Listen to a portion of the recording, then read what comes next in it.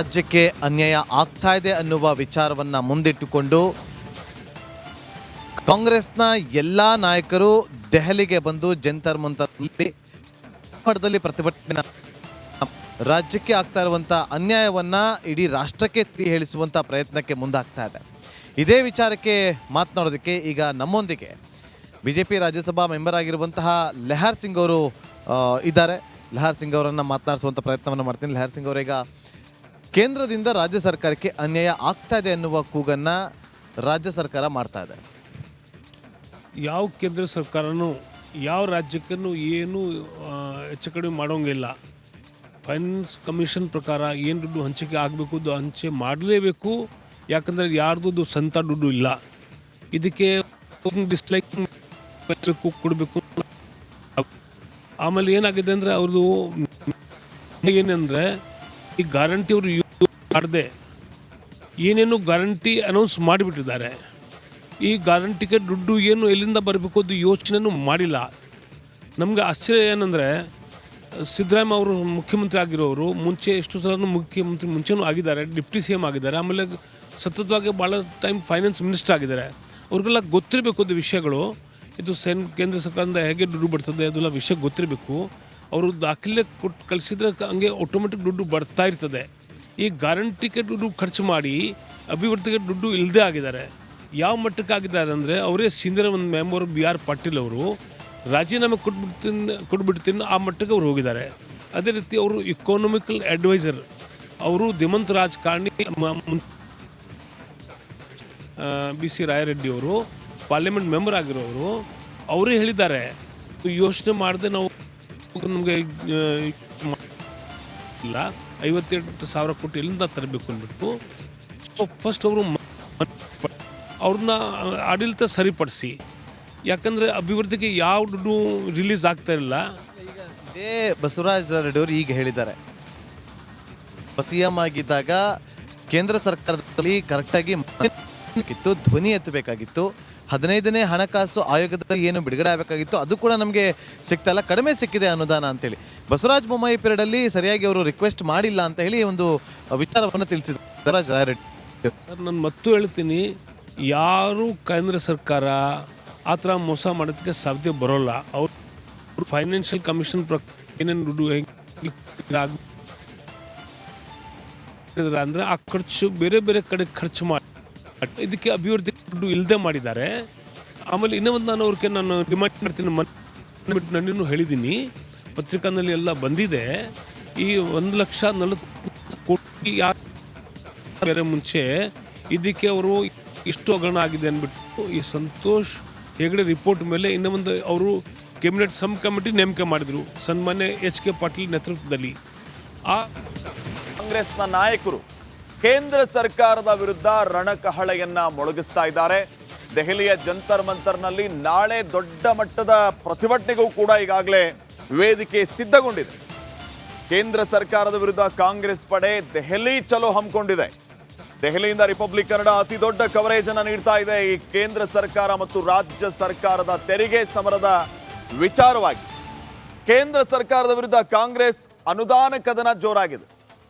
ನಮ್ಮ ಪಾಲನ್ನ ಕೊಡಿ ಅಂತ ನಾವು ಕೇಳ್ತಾ ಇದ್ದೀವಿ, ತಪ್ಪೇನು ಅನ್ನುವಂತಹ ಪ್ರಶ್ನೆ ರಾಜ್ಯ ಸರ್ಕಾರದ. 7ನೇ ತಾರೀಕು ಅಂದ್ರೆ ನಾಳೆ ರಾಷ್ಟ್ರ ರಾಜಧಾನಿಯಲ್ಲಿ ಕಾಂಗ್ರೆಸ್ ಶಾಸಕರು ಸಂಸದರು ಧರಣಿಯನ್ನ ನಡೆಸಲಿಕ್ಕಿದ್ದಾರೆ. ಜಂತರ್ ಮಂತರ್ನಲ್ಲಿ ಕಾಂಗ್ರೆಸ್ ಬೃಹತ್ ಹೋರಾಟವನ್ನ ಕೂಡ ಹಮ್ಮಿಕೊಂಡಿರೋದು. ನಿನ್ನೆ ಈಗಾಗಲೇ DK ಬ್ರದರ್ಸ್ ಸ್ಥಳ ವೀಕ್ಷಣೆಯನ್ನ ಕೂಡ ಮಾಡಿದ್ರು, ಪರಿಶೀಲನೆ ಮಾಡಿದ್ರು. ತಾವು ಪ್ರತಿಭಟನೆ ಮಾಡುವಂತಹ ಸ್ಥಳ ಏನಿದೆ ಜಂತರ್ ಮಂತರ್ನಲ್ಲಿ. ಇದೇ ಸಂದರ್ಭದಲ್ಲಿ ಹಲವು ವಿಚಾರಗಳನ್ನು DK ಶಿವಕುಮಾರ್ ಪ್ರಸ್ತಾಪ ಮಾಡಿದ್ದಾರೆ. ನಮಗೆ ಆಗ್ತಿರೋ ಅನ್ಯಾಯ ಪ್ರಶ್ನೆ ಮಾಡೋದು ನಮ್ಮ ಕರ್ತವ್ಯ, ಅದನ್ನು ನಾವು ಮಾಡ್ತೀವಿ. ಇನ್ನು ಈ ಪ್ರತಿಭಟನೆ ಕೇಂದ್ರ ಸರ್ಕಾರದ ಗಮನ ಸೆಳೆಯೋದಕ್ಕೆ ಅಂತ ಹೇಳಿದ್ದಾರೆ. DCM DK ಶಿವಕುಮಾರ್ ರಿಪಬ್ಲಿಕ್ ಕನ್ನಡದ ಜೊತೆಗೆ ಮಾತಾಡುವಾಗ ಹೋರಾಟದ ರೂಪುರೇಷೆ ಮತ್ತು ಹೋರಾಟದ ಉದ್ದೇಶದ ಬಗ್ಗೆ ತಿಳಿಸಿದ್ದಾರೆ.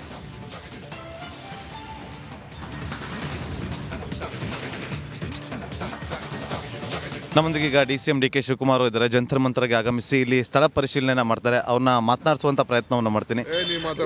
ಸರ್, ಈಗ ರೂಪುರೇಷೆ ಹೇಗಿರುತ್ತೆ ಅಂತ ಸರ್ ಅಷ್ಟೇ ಸರ್, ರೂಪುರೇಷೆ ಹೇಗಿರುತ್ತೆ ಅಂತ ಅಲ್ಲ ಸರ್, ಈಗ ವಿತ್ತ ಸಚಿವರು ಒಂದು ಮಾತು ಹೇಳಿದ್ದಾರೆ, ತೆರಿಗೆ ವಿಚಾರವಾಗಿ ಹಣಕಾಸು ಸಚಿವಾಲಯಕ್ಕೆ ಅದು ಬರೋದೇ ಇಲ್ಲ ಅಂತ ಹೇಳಿದ್ದಾರೆ ಇವತ್ತು ಸಂಸತ್ನಲ್ಲಿ. ಈಗ ತೆರಿಗೆ ವಿಚಾರ ಹಣಕಾಸು ಬರಲಿಲ್ಲ ಅಂತ ಮೇಲೆ ಇನ್ನು ಯಾಕಪ್ಪ ಅವ್ರು ಮಂತ್ರಿಯಾಗಿರ್ತಾರೆ ಹೇಳಿ. ಅವ್ರ ಜವಾಬ್ದಾರಿ ಅದು. ನ್ಯಾಯ ಒದಗಿಸ್ಕೊಡ್ಬೇಕು, ಸರಿ ಇಲ್ಲದೆ ಹೋದ್ರೆ ಸರಿ ಮಾಡಿಸ್ಬೇಕಾದ ಅವ್ರ ಜವಾಬ್ದಾರಿ. ಸರ್ಕಾರಕ್ಕೆ ವಿರುದ್ಧ ಈಗ ಬಜೆಟ್ ಓದೋರು ಅವರ ಇಲ್ಲ ಎಲೆಕ್ಷನ್ ಇವರ ಫೈನಾನ್ಸ್ ಕಮಿಷನ್ ಅವರ ಫೈನಾನ್ಸ್ ಮಿನಿಸ್ಟರ್ ಓದೋದು. ಸರ್, ಈಗ ನಾಡ್ದು ನಿಮ್ಮದು ರೂಪರೇಷೆ ಹೇಗಿರುತ್ತೆ ಸರ್? ಪ್ರತಿಭಟನೆಯ ರೂಪರೇಷೆ ಹೇಗಿರುತ್ತೆ? ಅಲ್ಲ ಸರ್, ರೂಪರೇಷೆ ಹೇಗಿರುತ್ತೆ ಅಂತ. ಬೇಡ ಬಿಡಪ್ಪ, ಆಯ್ತು ನಡಿ. ಸರ್, ಎಷ್ಟೊತ್ತಿಗೆ ಸ್ಟಾರ್ಟ್ ಆಗುತ್ತೆ ಅಂತೇಳಿ, ಎಷ್ಟೊತ್ತು ಸ್ಟಾರ್ಟ್ ಆಗುತ್ತೆ ಅಂತ ಹೇಳ್ಬಿಡಿ ಸರ್. ಸಾಕು.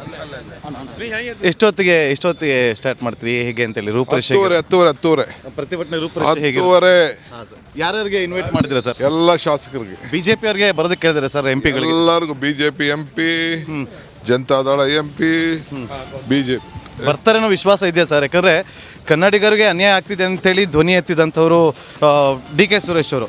ಈಗ ಎಲ್ಲ ಸಂಸದರು ಬರಬೇಕು ಅಂತ ಹೇಳ್ತಿದ್ದೀರಿ, ಬರ್ತಾರೇನೋ ವಿಶ್ವಾಸ ಇದೆಯಾ ಎಲ್ಲ ಸಂಸದರು? ಓಕೆ, ಇದಾಗಿತ್ತು DCM DK ಶಿವಕುಮಾರ್ ಅವರ ಮಾತು. ಕ್ಯಾಮ್ರಾ ಪರ್ಸನ್ ನೀರಜ್ ಜೊತೆ ನಾಗೇಂದ್ರ ಬಾಬು, ನವದೆಹಲಿ, ರಿಪಬ್ಲಿಕ್ ಕನ್ನಡ. ಕೇಂದ್ರದಿಂದ ಅನುದಾನದಲ್ಲಿ ತಾರತಮ್ಯ ಆಗ್ತಾ ಇದೆ ಅನ್ನುವಂತ ವಿಚಾರವನ್ನ ಮುಂದಿಟ್ಕೊಂಡು ಕಾಂಗ್ರೆಸ್ ನಾಯಕರು ಪ್ರತಿಭಟನೆಗೆ ಸಿದ್ಧತೆಗಳನ್ನು ಮಾಡಿಕೊಳ್ತಿದ್ದಾರೆ ದೆಹಲಿಯಲ್ಲಿ. ಆಲ್ರೆಡಿ DK ಬ್ರದರ್ಸ್ ಆಗಮನ ದೆಹಲಿಗೆ ಆಗಿದೆ. ಇದೇ ಸಂದರ್ಭದಲ್ಲಿ DCM DK ಶಿವಕುಮಾರ್ ಒಂದು ಎಚ್ಚರಿಕೆ ಕೊಟ್ಟಿದ್ದಾರೆ. ಶಾಸಕರು ಪ್ರತಿಭಟನೆಗೆ ಗೈರಾಗಬಾರದು, ಯಾರು ಕೂಡ ಆ ರೀತಿ ಎಚ್ಚರಿಕೆ ವಹಿಸಬೇಕು ಅನ್ನುವಂತ ವಿಚಾರ.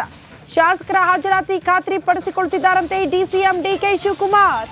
ನಾಳೆ ಎಲ್ಲ ಶಾಸಕರು ಧರಣಿಗೆ ಹಾಜರಾಗುವಂತೆ ಖಡಕ್ ಸೂಚನೆ ನೀಡಲಾಗಿದೆ.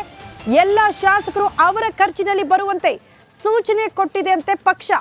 ಗೈರಾಗದಂತೆ ಖುದ್ದು ಶಾಸಕರಿಗೆ ಕರೆ ಮಾಡಿ ಸ್ವತಃ DCM DK ಶಿವಕುಮಾರ್ ಅವರೇ ಸೂಚನೆ ಕೊಡ್ತಿದ್ದಾರೆ.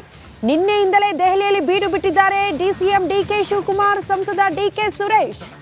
ಇಬ್ರು ಕೂಡ ದೆಹಲಿಯಲ್ಲಿ ಬೀಡು ಬಿಟ್ಟಿದ್ದು. ನಾಳೆ ಪ್ರತಿಯೊಬ್ಬ ಕಾಂಗ್ರೆಸ್ ಶಾಸಕರು ಕೂಡ ದೆಹಲಿಯಲ್ಲಿ ಇರಬೇಕು, ಪ್ರತಿಭಟನೆಯಲ್ಲಿ ಭಾಗಿಯಾಗಬೇಕು, ಯಾರು ಕೂಡ ಗೈರಾಗಬಾರದು ಅನ್ನುವಂತ ಎಚ್ಚರಿಕೆ. ಜೊತೆಗೆ DCM DK ಶಿವಕುಮಾರ್ ಅವರೇ ಪ್ರತಿಯೊಬ್ಬರಿಗೂ ಕರೆ ಮಾಡಿ ಸೂಚನೆ ಕೊಡ್ತಿದ್ದಾರೆ ಅನ್ನೋದ್ರ ಡೀಟೇಲ್ ಸಿಗ್ತಾ ಇದೆ. ಕಾಂಗ್ರೆಸ್ ಶಾಸಕರು ಎಲ್ಲರೂ ಕೂಡ ಹಾಜರಾಗಬೇಕು. ಕಾರಣ ಎಲ್ಲೂ ಕೂಡ ಶಾಸಕರ ಗೈರಾಗ್ಬಿಟ್ರೆ ಇವರಲ್ಲಿ ಒಗ್ಗಟ್ಟಿಲ್ಲ, ಯಾವ ಶಾಸಕರು ಬಂದಿಲ್ಲ ಅನ್ನೋದು ಕೂಡ ವಿಪಕ್ಷಗಳಿಗೆ ಆಹಾರ ಆಗಬಹುದು ಅನ್ನುವಂತ ಆತಂಕ.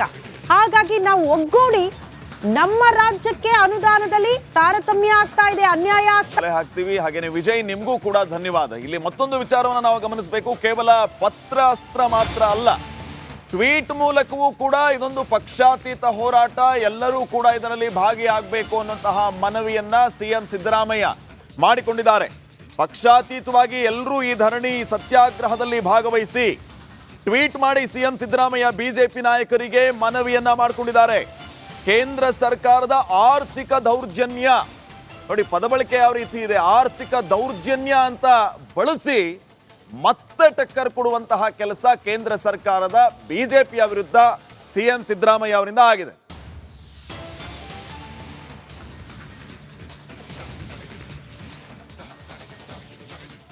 ಈ ರೀತಿ ಪತ್ರ ಅಸ್ತ್ರ, ಮತ್ತೊಂದು ಕಡೆ ಟ್ವೀಟ್ನ ವಿಚಾರ, ಹೀಗೆ 10 ಹಲವು ವಿಚಾರಗಳನ್ನ ಇಟ್ಕೊಂಡು ಕಾಂಗ್ರೆಸ್ ಕೇಂದ್ರ ಸರ್ಕಾರದ ವಿರುದ್ಧ ತೆರಿಗೆ ಸಮರವನ್ನ ಸಾರಿದೆ. ಇದರ ಉದ್ದೇಶ ಏನು, ಯಾವ ರೀತಿ ಇದರ ಮೈಲೇಜ್ ಅನ್ನ ಕಾಂಗ್ರೆಸ್ ತೆಗೆದುಕೋಬಹುದು, ಈ ಎಲ್ಲಾ ವಿಚಾರಗಳ ಬಗ್ಗೆ ಮತ್ತಷ್ಟು ವ್ಯಾಖ್ಯಾನವನ್ನ ನೀಡಲಿಕ್ಕಿದ್ದಾರೆ ನನ್ನ colleague JP Shetty. Over to you. ಇಲ್ಲಿ ಬಹಳ ಮುಖ್ಯವಾಗಿ ಶ್ರೀಪಾದ್ ಗಮನಿಸಬೇಕು, ಸಿದ್ದರಾಮಯ್ಯನವರು ಒಂದು ಟ್ವೀಟ್ ಮಾಡಿದ್ದಾರೆ. ಕೇಂದ್ರ ಸರ್ಕಾರದ ಆರ್ಥಿಕ ದೌರ್ಜನ್ಯ ಖಂಡಿಸಿ, ಕೇಂದ್ರ ಸರ್ಕಾರದ ಆರ್ಥಿಕ ದೌರ್ಜನ್ಯ ಖಂಡಿಸಿ ಚಲೋ ದಿಲ್ಲಿ ಚಳವಳಿ. ನಾಳೆ ಬೆಳಗ್ಗೆ 11 ಗಂಟೆಗೆ ದೆಹಲಿಯ ಜಂತರ್ ಮಂತರ್ನಲ್ಲಿ ಕನ್ನಡಿಗರ ನ್ಯಾಯಯುತ ತೆರಿಗೆ ಪಾಲು ಮತ್ತು ಅನುದಾನ ಹಂಚಿಕೆಯಲ್ಲಿ ಆಗುತ್ತಿರುವ ತಾರತಮ್ಯದ ವಿರುದ್ಧ ಧ್ವನಿ ಎತ್ತುತ್ತೇವೆ. ಈ ಚಳವಳಿ ವಿರುದ್ಧವೂ ಅಲ್ಲ, ಇದು ಕರುನಾಡು ಹಾಗೂ ಕನ್ನಡಿಗರ ಹಿತಕ್ಕಾಗಿ ಪಕ್ಷಾತೀತವಾಗಿ ಎಲ್ಲರೂ ಈ ಧರಣಿ ಸತ್ಯಾಗ್ರಹದಲ್ಲಿ ಭಾಗವಹಿಸಬೇಕು ಎಂದು ಮನವಿ ಮಾಡುತ್ತೇನೆ ಅಂತ ಒಂದು. ಅದಾದ ನಂತರ ಇಲ್ಲೊಂದು ಬರುತ್ತೆ ನೋಡಿ, ಕೇಂದ್ರ ಸರ್ಕಾರದ ಚಲೋ ದಿಲ್ಲಿ, ನನ್ನ ತೆರಿಗೆ ಅಂದರೆ 1,87,000 ಕೋಟಿ ಅನುದಾನ ನೀಡಿಕೆಯಲ್ಲಿ ಕರ್ನಾಟಕಕ್ಕೆ ತಾರತಮ್ಯ, ಚಲೋ ದಿಲ್ಲಿ, ಬರ ಪರಿಹಾರಕ್ಕೆ ಇಲ್ಲ, ಆ ಥರ ಬೇರೆ ಬೇರೆ ವಿಚಾರಗಳನ್ನು ಕೇಳ್ತಾ ಇದ್ದಾರೆ ಅವರು. ಮರೀಚಿಕೆಯಾದ ಇದೆಲ್ಲ ಸೆಕೆಂಡ್ರಿ, ಬರ ಪರಿಹಾರಕ್ಕೆ ಇದೆಲ್ಲ ಸೇರಿಸ್ಕೊಂಡಿದ್ದಾರೆ. ಆದರೆ ಭಾಳ ಮುಖ್ಯವಾಗಿ ಇಲ್ಲಿ ಗಮನಿಸಬೇಕು,